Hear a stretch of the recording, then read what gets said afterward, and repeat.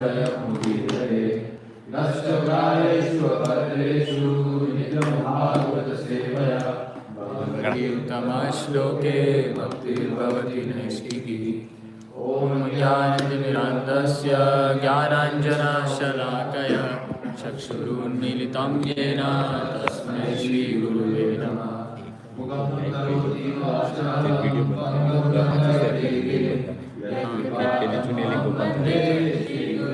Though he is very supreme and very powerful, creating so many things, people become puffed up and saying, oh, I need it. But he is still remaining very humble. So that's what his humbleness can be seen in him. And then, from 1416 we see that Narayana is our Guru. Narayana is no different from Krishna and Vasudeva. So that's our Guru.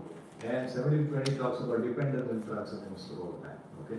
So basically we need to understand that Krishna is not just one power or one person among so many powerful people, right? But he is the supreme. He is the supreme. Okay? So that we need to understand. And he is our final destination. We may be doing many other different yogas, and that's what we'll discuss here. But ultimate destination is Narayana. Right? So that's the verse translation from here. Sri Narayana asks Brahmaji, O chief amongst the demigods, O firstborn living entity, I beg you to offer my respectful obeisances. Please tell me that transcendental knowledge which directs one to the truth of the engaged soul and the super soul. Yes, so what he is doing, he is asking question.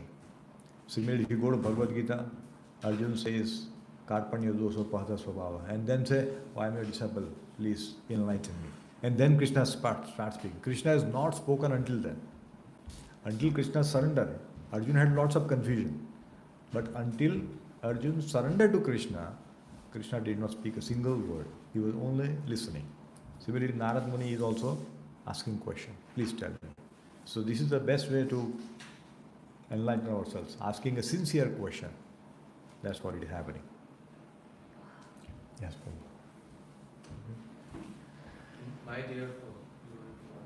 My dear Father, please describe factually the symptoms of this manifest world. What is its background? How is it created? How is it conserved? And under whose control is all this being done? How amazing it is, right? We should know all this came from. We know this phone has come from Apple. But from where Apple got this? Where this has come? We just go deeper, and then we will know it. So that's what Narad Muni is asking, deep questions. Yes, maybe Sukhadeva. My dear Father, all this is known to you scientifically, because whatever was created in the past, whatever will be created in the future, or whatever is being created at present, as well as everything within the universe, is within your grip, just like a mother. Yeah. So you're saying everything is created by you.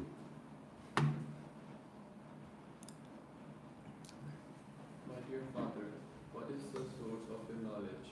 Yeah. Under whose protection are you standing? And under whom are you working? What is your real position? Do you alone create all entities with material elements by your personal energy? Chai, thank you.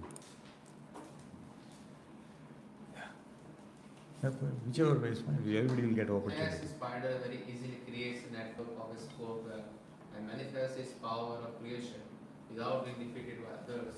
So also you yourself, by employment of your self-sufficient energy, create without any other's help. Yes.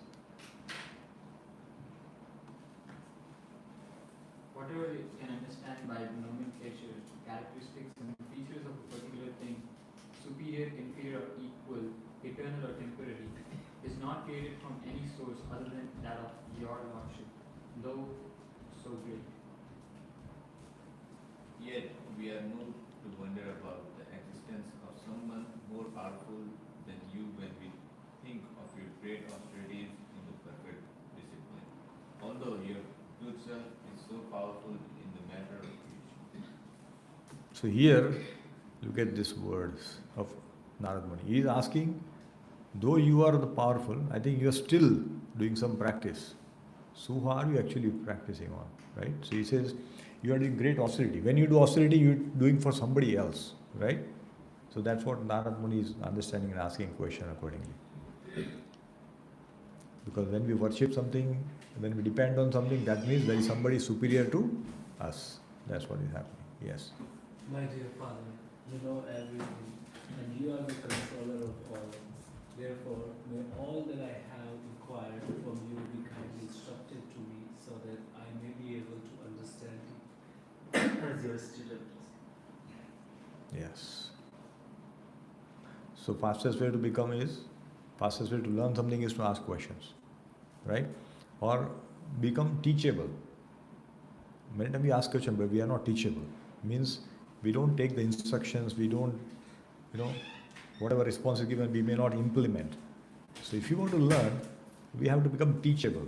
Means somebody can instruct us, can guide us, and we are ready to accept that guidance and change our life. That's very important.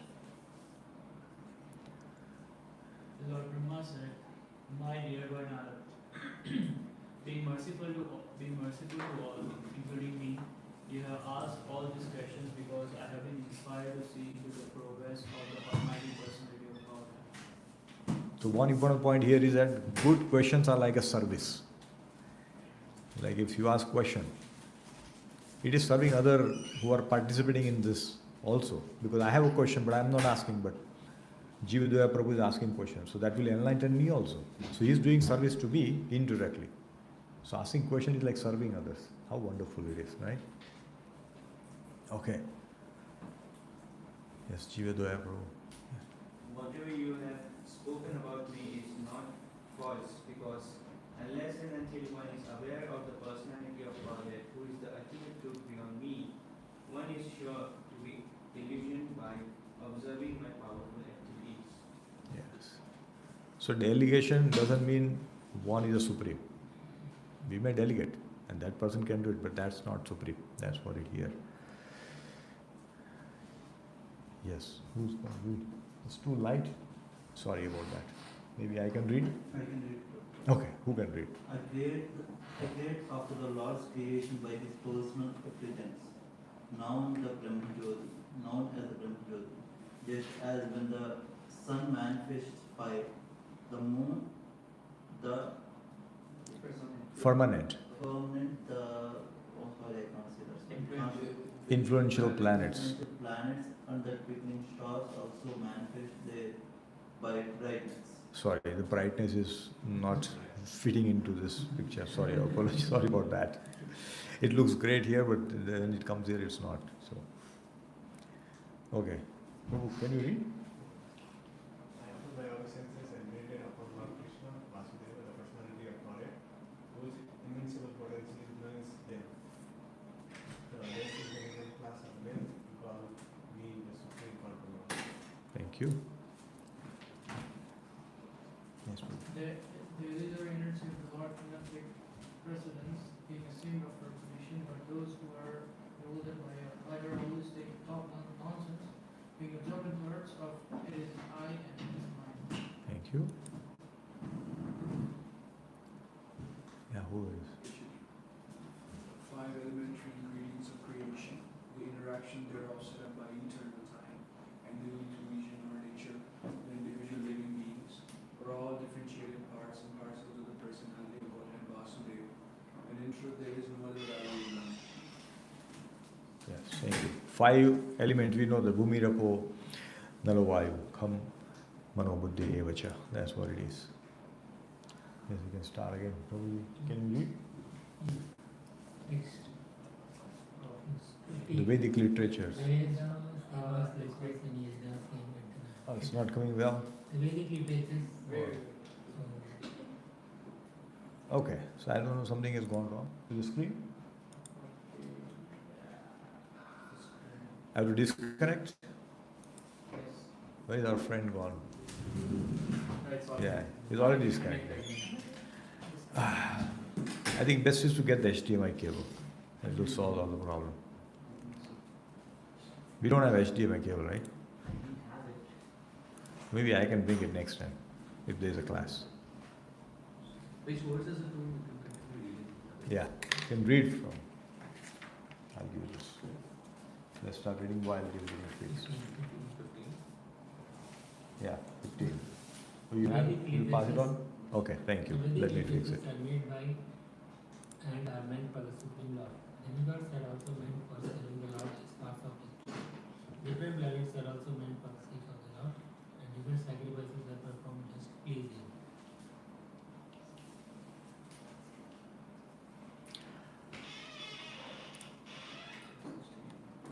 All different types of meditation or mysticism are means for realizing Narayana. All austerities are aimed at achieving Narayana. Culture of transcendental knowledge is for getting a glimpse of Narayana. And ultimately, salvation is entering the kingdom of Narayana. Yeah, thank you.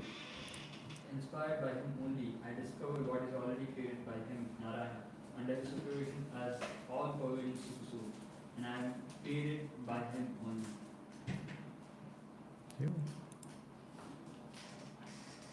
Supreme Lord is pure spiritual form transcendental to all material qualities. Yet for the sake of the creation of the material world and its maintenance and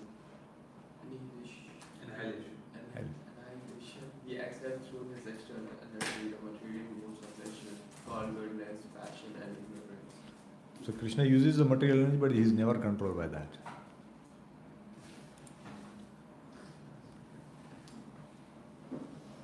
Who's that? These three modes of material nature, being further manifested as matter, knowledge and activities, put the eternally transcendental living entity in the conditions of cause and effect and make him responsible for such activities. We are spiritual, but we get entangled because of three modes of nature.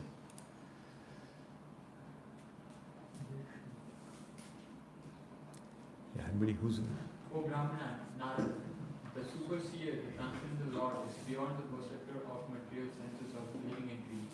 Because of the above-mentioned three modes of nature, he is the controller of everyone, including me. Jai. Thank you very much. So let us recite this verse number 16. Okay. Narayana paro yogo. Narayana paro yogo. Narayana param tapah. Narayana param tapah. Narayana param gnanam. Narayana paragati. So, translation purport. So let me read this purport in translation. So, translation purport by His Divine Grace A.C. Bhaktivedanta Swami Srila Prabhupada ki Jai. Prabhupada says, all different types of meditation or mysticism are meant for realizing Narayan. All austerities are aimed at achieving Narayan. Culture of transcendental knowledge is for getting a glimpse of Narayan. And ultimately, salvation is entering the kingdom of Narayan. Purport.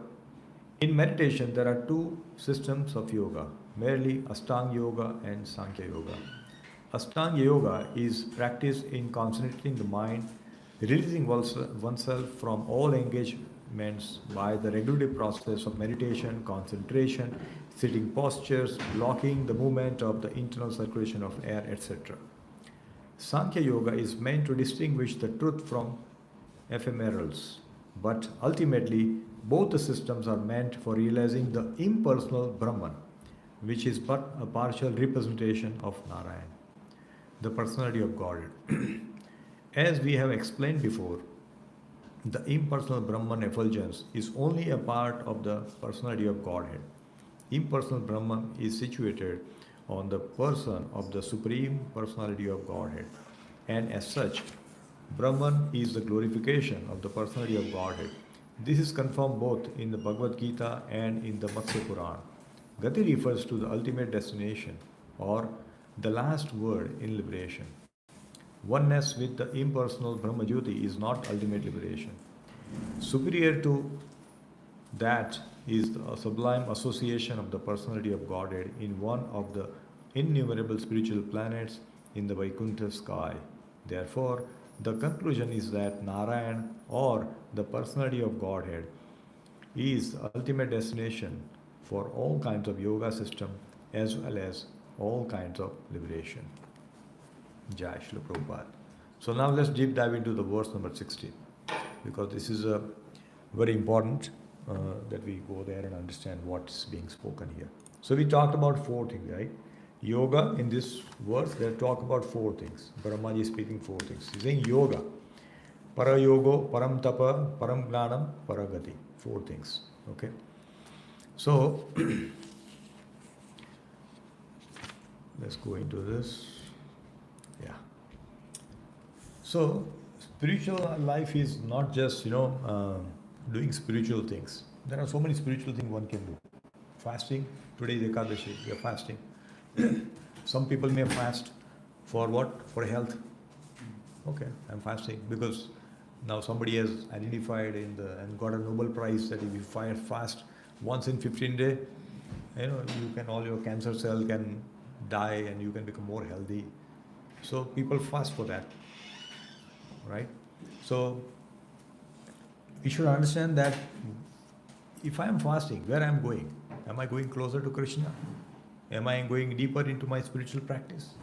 Where am I doing? Whatever we may be doing, any activity we may do, is it bringing me closer to Krishna? That should be our question. Because if the reason why this is being paused here is that if you see the verse, 4 times it is repeated. Narayana, Narayana, Narayana, Narayana. 4 times. That means there is a lot of emphasis is given on that word. Means anything we do should be connected or should be related or should take us closer to Narayan or Krishna. That should be our goal. If we are not doing that, then we have to ask question. Am I on the right track? Right? So that's what it is being explained. Now, we know that everybody is doing something, everybody is going somewhere. Everybody is going. But are we going the right direction? Let's say some of you have taken TTC buses and train. Have you taken sometimes? I take regularly, so I know. So when you get into the train, and sometimes it is confusing, north and south and all that, still direction is little confusing. Now let's say you get down in a station and say you want to go north, but you end up getting a south train. Train is very comfortable, everything is a lot of space, and you think, wow, this is beautiful. So does your comfort and the speed of movement help you in going the right direction? No, because you are going south, but we are supposed to go to north. So this is the confusion. Whatever that we are doing, are we going in the right direction? First of all, what happens many times, we become victim of comfort. We become victims of comfort. If you are comfortable, then we keep doing, yeah, this is good. We know that, chanting 16 rounds of japa in the morning is very good. But we know that, maybe I'm comfortable, it's winter, winter is approaching in 2 months, it's cold, I can always chant in the afternoon, no problem. So we become victim of comfort, and sometimes we ignore our sadhana. We become weak by that. We also become victim by scrolling through some, videos. We are seeing some spiritual videos, suddenly something else comes up. And it is by design. If you don't know, it is by design. All this big tech, they are distracting us. It is not coming just because you want it or it is accidental. No. It is planned to distract us and take us into that route. That's how it is. So we have to be extremely careful. Whatever I am doing, is it going to help me achieve Krishna? Right? So basically, we have all going somewhere. Somebody has a goal of achieving a good career, good salary. Somebody wants a relationship, getting married, right? Somebody wants, it's too much stress, let me be peaceful, leave me alone, right? Everybody has something in their life. Somebody wants PR card, somebody wants visa. Everybody is trying to get something in their life, right? But if our journey is beautiful, but our destination is wrong, then what's the point? The whole life we work so hard, we earn so much good money, but at the end of the day, everything is taken away. Then what's the use? We don't get anything. Yesterday only somebody sent me one small 58-second video in which a very old person is being asked, if Bhagavan comes in front of you and ask you. You whatever you want, I'll give you. What will you ask? So he's talking to another person. I'll ask for bhakti. He says, why? Well, anything I do, anything, money, fame and all that, is anyway going to go away. So why should I ask for something which is going to go away? I should ask something which will come with me. That's the only thing which will come with us. What is that? Bhakti. Nothing else. And therefore, we should make sure that we do the right thing. And here in this particular verse, gati, the word used as gati. So gati is not the speed. Normally gati means we normally translate as a speed, but Prabhupada translated that as a progressive path, means our destination. Where are we going? Okay, I'm doing this for what?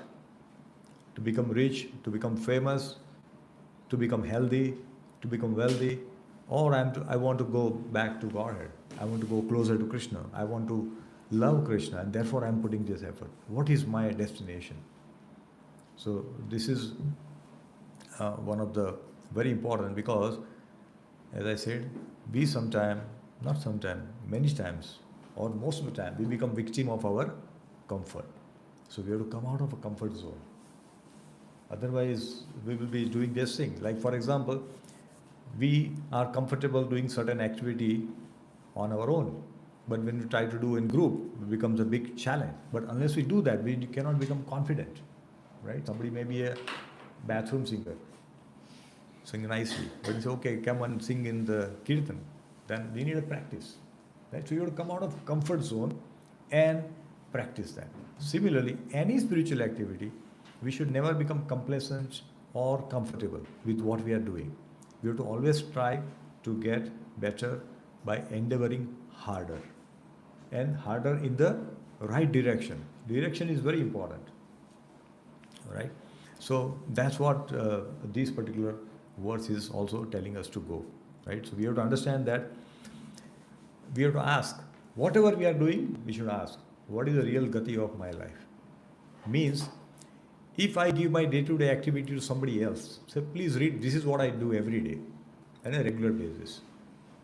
What will that person tell me? What is my gati? Where I am going?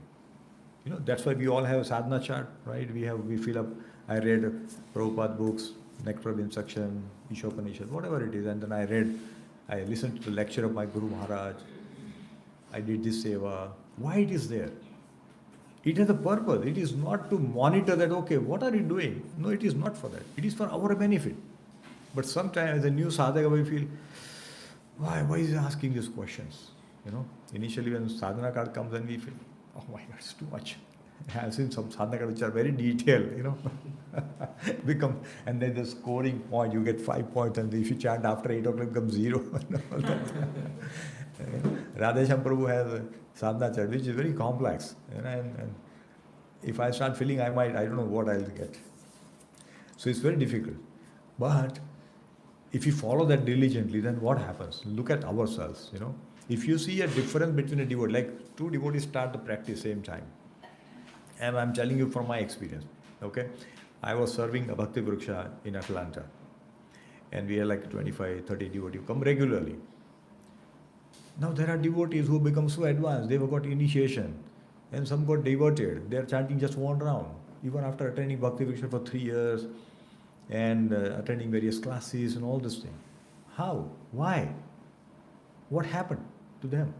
Everybody is given same attention, everybody is given same knowledge, books are same, verses are same, association is same, they are eating prasadam, but why that change? Because they chose different gati. They got entangled in other activities and focusing less on the spiritual activity. We are not saying that we should make, let's say we are doing everything and then say 5% is Krishna conscious activity. It's not like that. Everything is Krishna conscious activity. Anything we do, then it's 100%. We don't have to choose, right? Because if you see, sometimes you go to some personality or self-development consultants and all those people, they will give you, okay, what is your finance, relationship, health, like career, like they will give you the pie chart and say where you are doing more, right? But here, we don't have to choose Krishna is 5%, 10%. No, Krishna is whole, and I will surround all my activities around that. That's how we should be thinking. So, if you go into this verse, like, he says, whatever we do, right? Yoga we do for Narayana. People do yoga for health, flexibility. I'm flexible, I can run. No, our yoga is for Krishna. Tapasya, we do a lot of tapasya, right? Austerity. Waking up early in the morning, it's good because he says when you wake up, you become healthy, wealthy, and wise. That's what they say, right? So, okay, let me get wisdom by waking up early. Let me become healthy and wealthy by waking up early. If that's a goal, then you will get that, but you will not get Narayana. So, choice is with us. Similarly, we do Gnana. We do study for what? For just becoming a scholar. So people recognize us, and I have lots of followers, and people say, oh, he can just say the verses just like that. Do you want that claps and upload from people?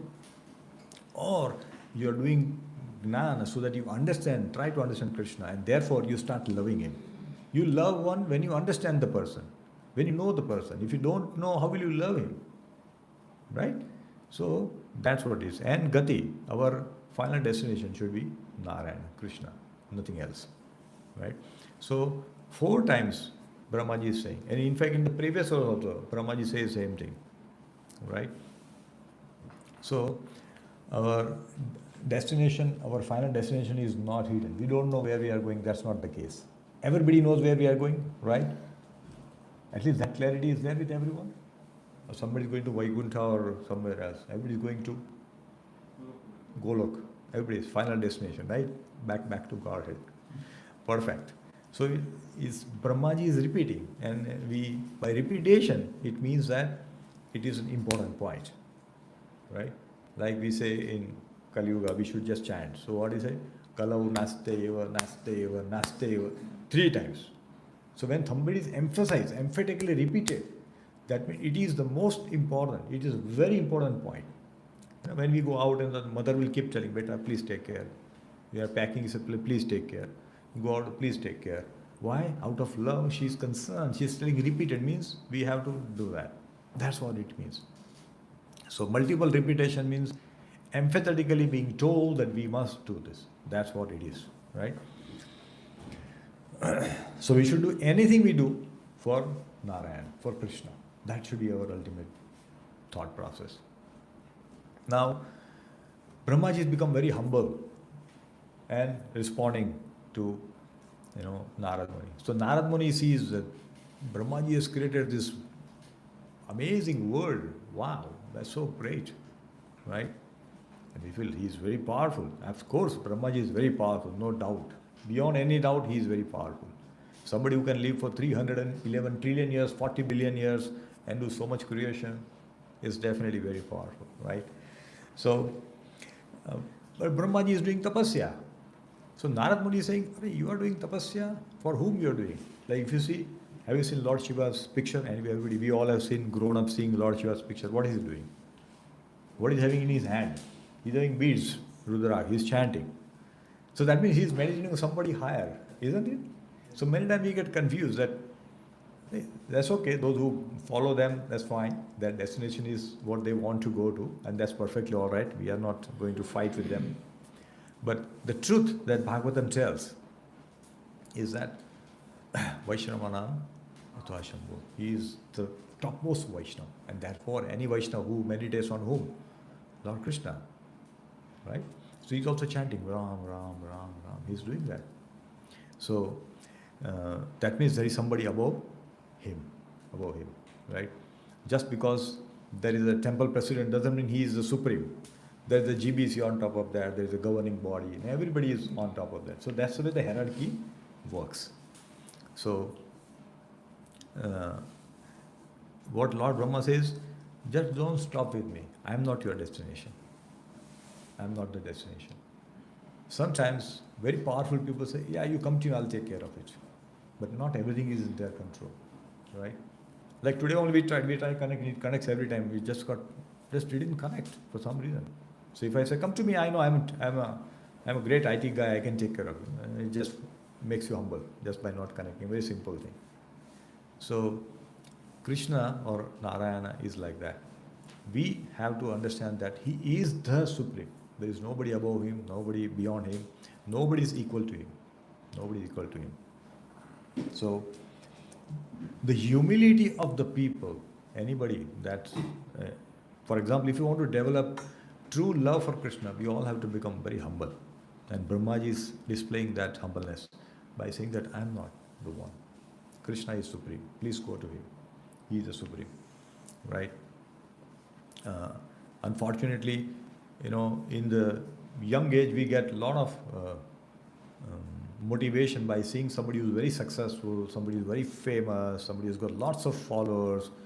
And we just take that word as something that we can live upon like that. But we need to understand that there is nothing beyond Krishna.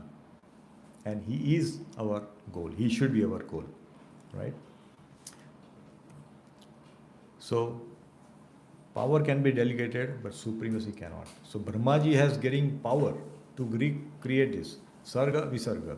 Sarga is a creation by Krishna, Visarga is creation by Brahmaji, which is a secondary creation. There is a primary creation, secondary creation. So when the Mahavishnu creates all the multiple universes, right? Mahavishnu creates multiple universes, then every universe he again enters. And again from his navel, the Brahmaji comes. And then Brahmaji creates the 14 planetary systems. So it's a secondary creation. The creation is already done by Krishna. He is empowered. He is given the Mahat Tattva, those 5 elements through which the Brahmaji will create the next set of activities. So that means that I am given something and then I am using that for a further creation. So I am powerful. But who is giving me? Krishna is giving me. The Supreme Personality is giving me. And therefore, I am just a doer. I am just an instrument in the hands of the Vasudeva. The moment we understand this, that I am just a doer, I am just an instrument in the hands of Krishna, it's a perfect position.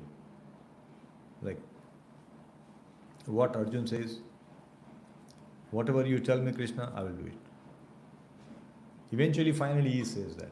Karishye vachanam tava. He says, you tell me, I'll do it. Why? Because now he has understood complete thing from Krishna, being his disciple, and he says, I will do exactly as you say. And then he does it. So when we do, as Krishna says, that means as we follow the scripture, we do it, that becomes very spiritual. And then we'll be backed by the Krishna. But same war, if Arjuna has fought on his own terms, then it would have been not what Krishna wanted. Krishna wanted, but not the way the Arjuna did it. So that's what we need to understand. Now, when we do yoga, a lot of people do yoga. Yoga means what? You meditate on something, some light, some object. A lot of people do that, right? So it could be breathing, practicing your breathing, could be stretching your body parts and all that. Is primarily people do it for stress relief. Many people do it for stress. And that's why it is very famous. This means that there is a lot of stress in the world. When something is very popular, that means something is right. So similarly, pharma industry is doing so well because there is a lot of disease, a lot of unhealthy things which are going on. So similarly, people do this just to relieve stress, become flexible, to meditate, concentration, all these things, yoga. But that's not we want to do yoga for, right? So in yoga, right, when we do it, it says our calm mind, healthy body, focus. But we should ask question that if I do this, who am I connecting with? Am I connecting with some light? Am I connecting with something else? Who am I connecting with? That should be our question. As a spiritual person, we should always ask this question. If I am doing this, it is for whom? Who will get pleased if I do this activity? Will I go closer to Krishna? Or it is just for myself, my benefit? Of course, we have to maintain healthy body. So that's required. No doubt about it. Prabhupada also started a morning walk after some doctor told him that you chant too much. And he said, okay, let me start walking. And he started the morning walk, so he remained healthy. So similarly, we all do some physical activity. Not just cleaning and doing some menial service in the temple, but really focusing like 15-20 minutes, just give for yoga. Means you remain fit. That way, we can do more seva. And Bhakti Yoga, as we all know, is connection with that person, the Supreme Person. And therefore, the exercise yoga and all that, it can be connected with Krishna consciousness if we focus that I am going to do this for Krishna. That means you are, for example, you are maintaining a healthy body. For what? Okay, Janmashtami is coming, on that I have to do lots of seva in 2 weeks. So let me do that. And I want to serve. See, the direction has completely changed. You want to be healthy, but why? Because you want to serve the devotees and Krishna on Janmashtami, and therefore I will do this. That's perfect. So this is how we can connect every activity that we do with Krishna. Every activity. And anything that we do can be connected. There is nothing in this world that cannot be connected with Krishna. Anything that we do. It's so amazing. Because if our body is healthy, then we can serve Krishna. So that's what it is. So it is not how helpful or peaceful I am, but it is like, am I connected to Krishna? That should be our thought all the time. Now let's look at the tapa. Tapa means austerity, sacrifice that we do. But today is the best day to talk about it, austerity, right? We are missing Dwarkanath Prabhuji's prasadam today. But that's fine, because today, one day, I'll do Ekadashi. Some of you might be doing Nirjal Ekadashi, which is even austere, right? Very difficult to do. And that too, not just like sitting idle and doing, but you are also doing some other activities. So it becomes even more austere, right? On Ekadashi day, once Prabhupada went to the temple and everybody lazily resting and all that. And Prabhupada said, why everybody is resting? Prabhupada, today is Ekadashi. So what? No, so we are really feeling tired and so. No, you have prasad and go out and do seva. So service is important. So if anybody is having Ekadashi and not able to do service, rather eat Ekadashi prasad and do service. That should be the goal. Service should not be compromised because today is a festival. Right? It happened especially in Janmashtami because you fast till midnight and the next day is Prabhupada appearance and it's become extremely difficult. It is okay, it's like 1.5 day of fasting, 24 plus 12 hours. Like now that's the real austerity. It's coming in 4th and 5th of September, so just get ready everyone. But we should do it for higher purpose. Our purpose is to go to Krishna. That's what we do that. It's called upavas. Upavas means going closer to Krishna. That means we should do more reading, more chanting, more service on that day. Just because we are fasting, we should not discount other things. Then that means that will become material thing that we do. Like fasting is for my health. I want to become healthy. Perfect. Detox. They use all these different words and then they confuse people. I want to detox myself. So I'm going to not eat for today. And then and those same people have another word called cheat day. Okay, I do detox, but one day I will cheat and I will eat anything that I want, right? So that's how it is. But yeah. So our Guru Maharaj tells tapasya, very beautiful meaning for tapasya. He says tapasya means accepting the inconvenience. Willingly accepting inconvenience for the higher purpose. That is tapasya. Tapasya is not just doing inconvenience, right? So always we should accept willingly. Willingly is important, not forced upon. Willingly accepting inconveniences for higher purpose. Like for example, today somebody has to serve some devotee. Yeah, that means it's tapasya. We are to go and do book distribution. It's an additional tapasya, but are we doing willingly? That's what matters. In fact, anything we do in our life, our intention behind that is the most important ingredient in that activity. We may be very successful in eyes of the other people, but if our intention behind that activity that we did is not to please Krishna and the devotee, then that's not going to please Krishna. Because one day, I was coming from Atlanta to Toronto and I had a 2.5 hour call just listening. So I had a question, so I was asking my Shiksha Guru, and 2.5 hours he spoke.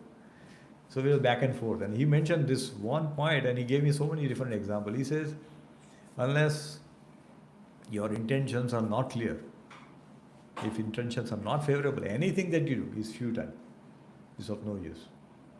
It might become a very mechanical, monotonous, to boast about oneself, I do this, I do that, but it will not please Krishna. It will not please Krishna.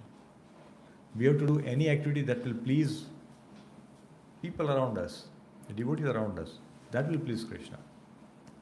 So intention is very important. So in tapa, what sacrifice we can think of in today's world? Waking up early. Okay, waking up early, what else?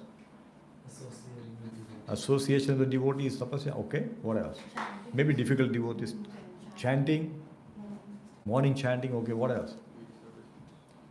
Okay, service, what else? Book reading is tapasya, it's reading. As soon as you do, it's the best sleeping pill. You pick up and you doze off. So, who I was talking to, he says,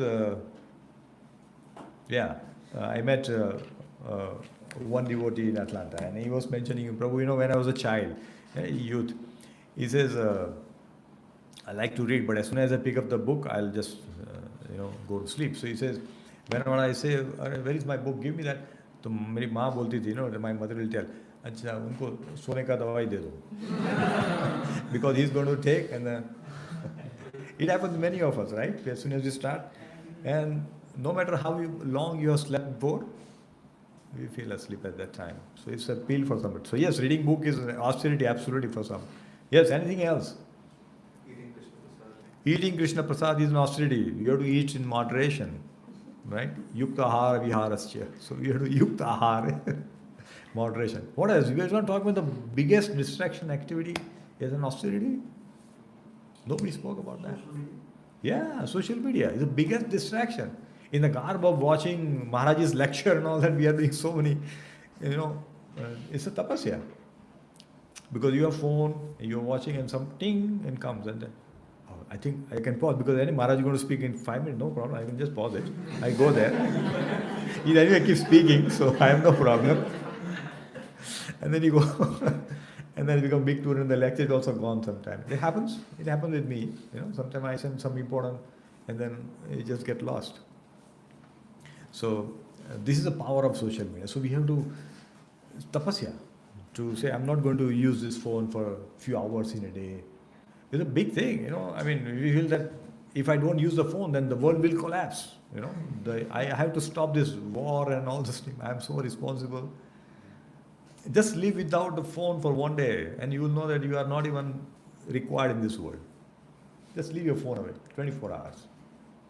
And you will know that you are not required. We will get realization, wonderful realization. If you don't respond to message, if you don't respond to call, nothing happens. Nothing happens, regardless of who we are. Like I was on a 1 week, I took 1 week off, and people are calling and all that. I'm weak. I'm not going to respond to your emails. So when I go back on Monday to work, nothing has changed. People create unnecessary urgency. Sometimes. Sometimes they may be. Sometimes they are urgent things. But it is, I have seen many times, especially in office and all that, they create artificial urgency. And so I need it today. And many times, our company, they say, they take the CEO's name and say, the CEO is monitoring this deal, I said, okay, this 100 million deal, is CEO watching? She is not even interested in this. She is interested, but not like, she wants to micromanage that. But that's how they use it, to create urgency, which is artificial. So sometimes we have to become very tough and say, I'm sorry. See, we have to learn to say no. And no very gracefully also. Okay? So that's important that we should do. So so we can do this tapasya, we can put our phones down, right? So remember this, like all the athletes, musicians, and everybody who are successful, they have become successful not because of motivation. Motivation can take you for a day or two or a week. Discipline will take you for a life. So choose between discipline and motivation. What we should choose? Discipline. Discipline is the most important thing. Like exercise, best simple exercise. Yes, Prabhu. First you should take sankalpa, then sacrifice for your activities. Yes, sankalpa, and I have sacrifice, and then maintain it by discipline. Every day I will do this. Every day I will do this. That's the way it should be. Motivation, like we see a lot of people buy lots of exercise gadgets just by seeing some ad and post and say, I'm going to do this. And then 1 month and then that's gathering dust after some time because there is no discipline. So that's why Prabhupada had such a wonderful program, discipline. Wake up at 4 o'clock, 4:30 Mangalarati, 5 o'clock Japa, till 7, then Darshanarati, Bhagavatam class. Why it is like that? It's a discipline.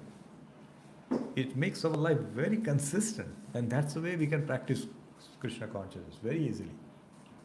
So that is very important. And spiritual tapasya, like we are doing Ekadashi today, it's a tapasya, right? What it does, it removes a blockage of the devotion. Anything which is coming in obstacle, like overeating, for example. You just talked about eating prasadam is an austerity. Yes, today we don't eat, so it's an austerity, right? So, and this is very important austerity we just spoke about. Attention, tolerance, these are very difficult to practice in today's world, unfortunately. What they call Gen Z or millennial, they are very difficult to go over this. So they need to do more austerity. Very difficult. Right? So, yeah. If you are taking anything which is comfortable, that is weakening my Krishna consciousness, we should check that. We should ask ourselves. Right? Am I sleeping in this wonderful comforter? I'm very good. I can chant later on. And then that means I'm not taking the Krishna consciousness very seriously. See, bhakti is very simple, but it's not easy. It's very simple. Few things only have to be done consistently, that's it. But is it easy? We all struggle, isn't it? We all struggle to wake up in the morning, to chant in the morning, to chant without distractions. How many of us are able to chant without looking at the phone for 16 rounds? And how many days can it go on? Ask yourself. Is it like one day? Yeah, today I chanted, no phone, great. Next day, may not be. Like that. It goes up and down. So we need to bring consistency in that. And we have to become very attached to this. Then Gnanam it should reveal who Krishna is. Gnan is not to just become a very scholarly person and gather followers and like that. A lot of people do that, but that's not what we are here for. See, therefore I was, that 2.5 hour call we were discussing, we were talking about various sampradayas and all that, and that mentioning. Only in ISKCON, in Gaudiya, Madhva, Brahma, Madhya, Gaudiya, Sampradaya, we get the pure bhakti.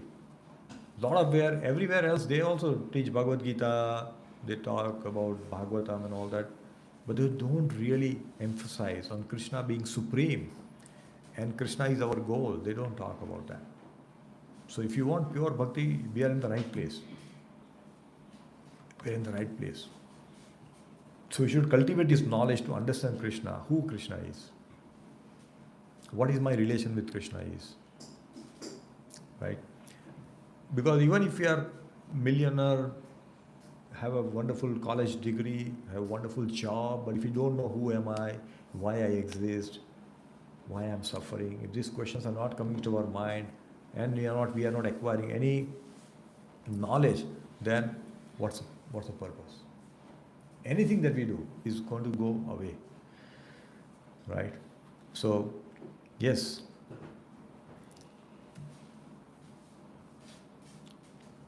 So Brahma Jyoti, a lot of people talk about this Brahma Jyoti and say, I want to merge in Brahma Jyoti. So they won't talk about liberation. But that liberation is not complete. Brahma Jyoti is real. Okay, it is not like it is something incorrect. But it is a partial understanding of Krishna. Like you see, Bhakti Charu Maharaj gives very wonderful example of sun rays, right? So sun rays is real. Can we say sun rays is not real? It is real. But is it sun? No, it is not Sun. Similarly, Brahma Jyoti is real, but it is not Bhagwan. So Bhagwan and Brahman, they are two different things. Brahman is part of Bhagwan only, but it is not Bhagwan. So our knowledge can become complete when it leads us to Krishna. Our knowledge becomes complete if it leads us to Krishna. Okay? So now why Krishna? There are so many verses that talks about Krishna here, right? Krishnastu Bhagwan Swayam. He say in Bhagavatam, he says. In Brahma Samhita, Ishvara Parama Krishna Sachidananda Vigraha Anadiradi Govinda Sarva Karana Karana. That's what Brahmaji also says that. Here also he is saying the same thing, right? Then we talk about Ishavasham Idam Sarvam. Everything is controlled and origin from Krishna. There is no true superior to me. Krishna says, Matta Paratam Nanyat, right? Everything emanates from me. So everything, if you see, go back to scripture, there are tons of references. I quoted some of them, but there are many references that you can see that Krishna is the supreme. There is nothing parallel to him, nothing above him. That's Krishna is. And therefore, all our effort and destination should be towards Krishna. Okay. And Gati, our liberation. So, Gati, again we talked about, is the destination, not the speed. Okay, so what is my Gati? If I'm doing this activity, what is my Gati? And this is what I just talked about earlier, that if I give my daily sadhana chart to somebody, can he tell me my Gati? And he will tell, yeah, Prabhu, we are not doing this properly. Maybe take many years to go back to Krishna. Maybe you take rebirth. The chart will tell very clearly. So therefore, whatever we do, we should make sure that we do the activity in the right direction, to go in the right direction, right? So sometimes we might feel that, why all this control that we have, why all this restriction which have been put in the scripture, and then we are told to follow that. And that means that Krishna doesn't want to change our identity. He says, you become the real. He wants us to give us a real and right identity, which sometimes we don't know. Okay, so let's quickly, I will go to this one. Yeah, we talked about this, so I will go straight to this closing. So here, whatever we do, we should always find our destination. Means, we are reading for what? Is it just for my knowledge, or tell others that I've finished reading this book, or I want to remember this shloka so I can impress people? What is the reading of that, right? So it has to have a destination. That means anything that we do from today, we should find out that what is my destination. Is it Krishna, Vasudeva, Narayan, or something else? If it is not, that means we need to pause and ask, what should I do? Which will take us closer to Krishna. So this whole chapter, it is talking about the supremacy of Krishna, that Krishna is the supreme person. There is nobody above him, nobody parallel to him as well. Everybody is under him, and everybody is controlled by Krishna's energy. Krishna may not be directly involved. Like Krishna has to, like Maya Shakti has to do certain activity. So, is it Krishna tells Maya Shakti? No, Yoga Maya tells Krishna. Yoga Maya tells Mahamaya that, okay, go and do this. They will do activity. So that's how the whole thing works. So let's take some reflections and any question that you may have. Hare Krishna. So any questions, any reflections on what we just... Yes, Rohan Prabhu. Hare Krishna. I have a question from the conversation between Brahmaji and Narad Muni. Mm-hmm. That Narad Muni first asked, he started glorifying Brahmaji by saying that you are the supreme and from you everything emanates. But we heard the same type of conversation when Hiranyakashipu also says to Brahmaji, like you are also supreme and that.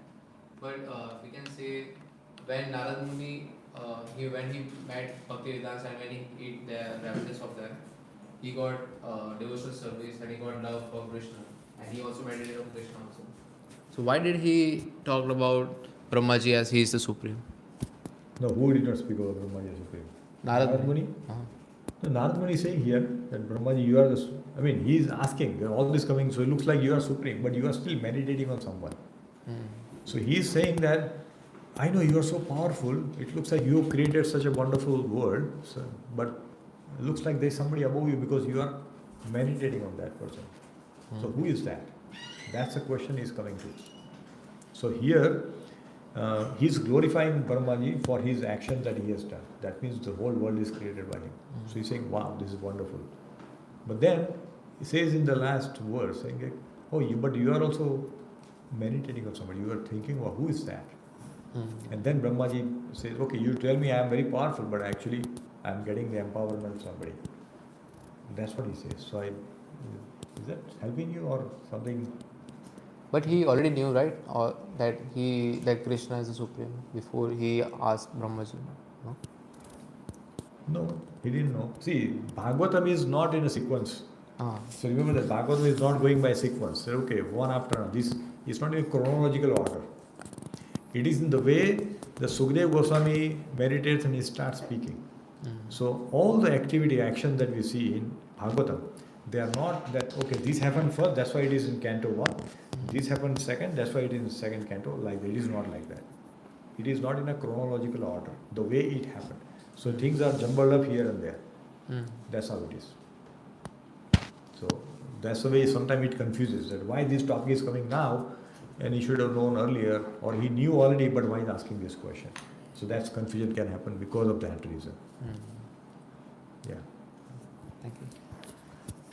Okay. All right. So we'll pause here. Thank you very much, everyone, for your support. Hare Krishna.